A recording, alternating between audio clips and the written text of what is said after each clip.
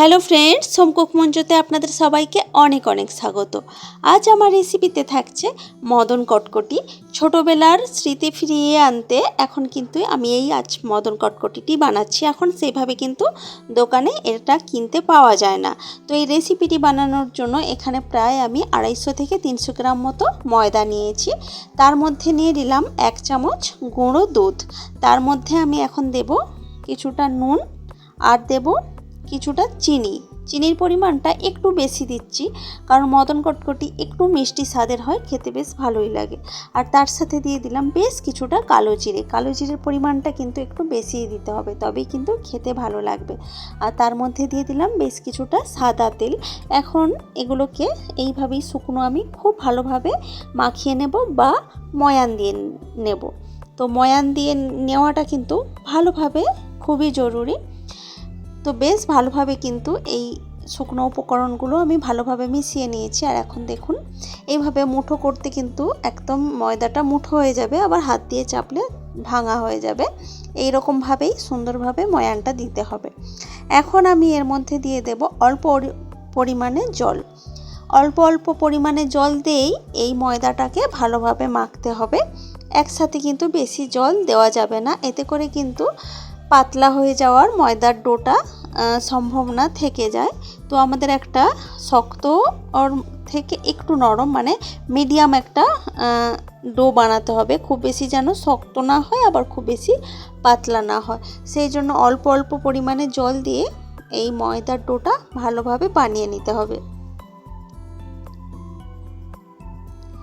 ছোটোবেলায় তো আমরা এই রেসিপিটি প্রচুর পরিমাণে খেয়েছি দোকান থেকে কিনে, কিন্তু যেহেতু এখন সেইভাবে দোকানে এগুলো আর পাওয়া যায় না, তো ছোটোবেলার স্মৃতি ফিরিয়ে আনতে হোক বা বাড়িতে বাচ্চা থাকলে তাদের হাতে মাঝে মধ্যে যদি এই মদন কটকটিটা বাড়িতে ভেজে রাখেন এবং দিতে থাকেন, তো তারা কিন্তু খুব বেশি বাইরের খাবার খাওয়ার জন্য বায়না করবে না। তো দেখুন খুব ভালোভাবে কিন্তু আমি ডোটা বানিয়ে নিয়েছি। এখন এটাকে ঢাকা দিয়ে রাখবো প্রায় 15 থেকে 20 মিনিট মতো, এতে করে ডোটা খুব ভালোভাবে সেট হয়ে যাবে। তো 15 থেকে 20 মিনিট মতো পর আমি ঢাকা খুলে দিয়েছি, আর দেখুন ডোটা কিন্তু একদম সেট হয়ে গেছে। এখন এই ডোটা থেকে আমি লেচি কেটে নেব। এখান থেকে আমি 4টে বড় সাইজের লেচি কেটে নিচ্ছি।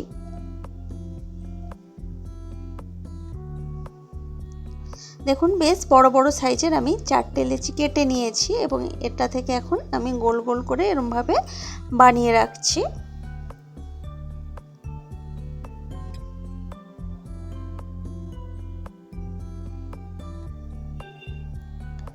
এখন এই লেচিগুলো থেকে একটা করে নিয়ে আমি বেলে নেব, মদন কটকটির শেপটা দিয়ে নেব।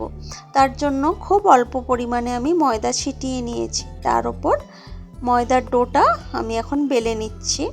আর এই ময়দার ডোটা যে আমি বেলবো, গোল করেই বেলবো, আর খুব বেশি কিন্তু পাতলা হবে না, একটু মোটা করেই কিন্তু বেলতে হবে।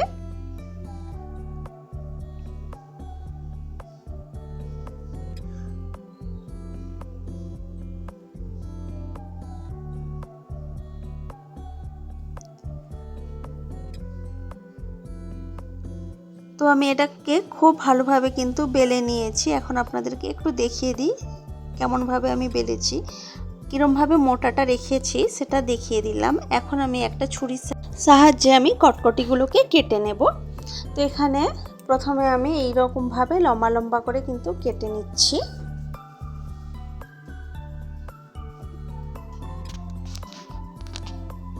পুরো রুটিটাকেই কিন্তু আমি এরকমভাবেই কেটে নেব।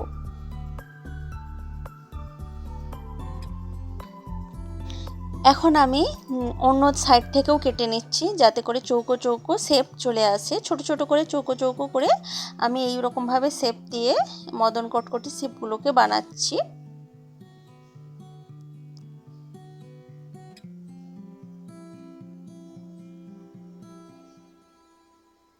এইভাবেই পুরোটা কেটে নিলাম। এখন এগুলোকে একটু ছাড়িয়ে নেব হাতের সাহায্যে, যেহেতু ময়দা দিয়ে, তো একটার গায়ে কিন্তু একটা খুব তাড়াতাড়ি লেগে যায়। তো সেই জন্য একটু ছাড়িয়ে নিচ্ছি। কাটার পরও এরমভাবে একটু আলাদা করে নিলে তাহলে কিন্তু সুবিধে হবে ভাজতেও।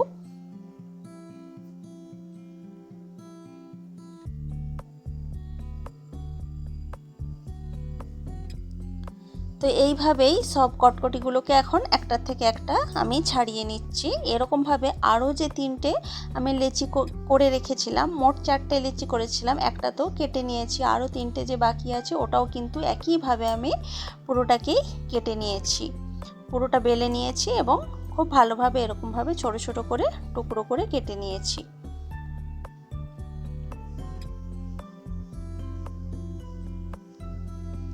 তো এইভাবেই সমস্ত লেচিগুলোই কিন্তু কেটে আমার দেখুন এখানে কটকটি বানানো হয়ে গেছে, মানে কটকটির শেপটা দেওয়া হয়ে গেছে। আর উপর থেকে হালকা করে একটু ময়দা ছিটিয়ে দিয়েছি, একদমই হালকা, যাতে করে একটার গায়ে একটা লেগে না যায়। তো এইভাবেই সমস্তটা বানিয়ে রাখলাম। এখন কড়াইতে আমি কিছুটা সাদা তেল গরম করতে দিচ্ছি, বেশ কিছুটা সাদা তেল দিয়েছি গরম করতে। এখন একটা খুন্তির সাহায্যে আমি একটা ভর্তি করে একদম নিয়ে নিয়েছি এবং তেলটা যখন একদম হালকা গরম, একদমই হালকা গরম হয়েছে, তার মধ্যে আমি দিয়ে দিয়েছি। খুব বেশি গরম করা কিন্তু যাবে না, খুব বেশি গরম করলে খুব তাড়াতাড়ি কালার চলে আসবে, কিন্তু ভেতর থেকে কটকটিগুলো ভাজা হবে না। তো এক দিকটা আমি ভাজতে দিয়ে কিন্তু কিছুক্ষণ ওয়েট করেছিলাম ঘোরানোর জন্য। দেওয়ার পরেই কিন্তু আমি কোনো রকম নাড়াচাড়া করছি না, এতে করে কিন্তু ঘাঁটা হয়ে যেতে পারে, মানে একটার গায়ে একটা লেগে যেতে পারে। তো একদিকটা যখন ছেড়ে গেছে তখনই আমি ঘুরিয়ে দিয়েছি অন্য দিকটাও ভাজার জন্য। এইভাবেই ঘুরিয়ে ঘুরিয়ে কিন্তু সমস্ত কটকটিগুলোকে বেশ সুন্দর লালচে কালার করে ভেজে নিতে হবে। আর গ্যাসের আঁচটা পুরো টাইমটাই কিন্তু লো টু মিডিয়ামে রাখতে হবে, তাহলে কিন্তু কটকটিগুলো ভীষণভাবে ক্রাঞ্চি হবে। না হলে কিন্তু গ্যাসের আঁচ যদি বাড়ানো থাকে তাতে করে কালার তো ভীষণ তাড়াতাড়ি চলে আসবে, কিন্তু ভেতর থেকে ক্রাঞ্চি ভাবটা হবে না। তো এইভাবেই গ্যাসের আঁচ কমিয়ে লোতে রেখে আমি কিন্তু কটকটিগুলোকে ভেজে নিয়েছি। তো দেখুন সুন্দর কালার চলে এসেছে। এখন কিন্তু আমি এইগুলোকে তুলে রাখবো। তো এইগুলোকে তো আমি এইভাবেই তেলটাকে ছাড়িয়ে ছাড়িয়ে তুলে রাখছি এবং একইভাবে বাকি যে কটকটির শেপগুলো আমি দিয়ে রেখেছিলাম সেগুলোও কিন্তু ভেজে নেব একইভাবে। তো দেখুন এখানে আমি সমস্ত কটকটিগুলোকে ভেজে নিয়েছি আর দেখতে কিন্তু ভীষণই সুন্দর হয়েছে, কালারও ভীষণ সুন্দর এসেছে আর একদম ভেতর থেকে কিন্তু ক্রাঞ্চি হয়েছে।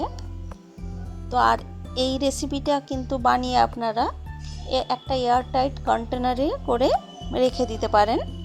তো রেসিপিটি আপনাদের কেমন লেগেছে সেটা কিন্তু কমেন্ট করে অবশ্যই জানাবেন। তো আজকের মতো টাটা, বাই বাই।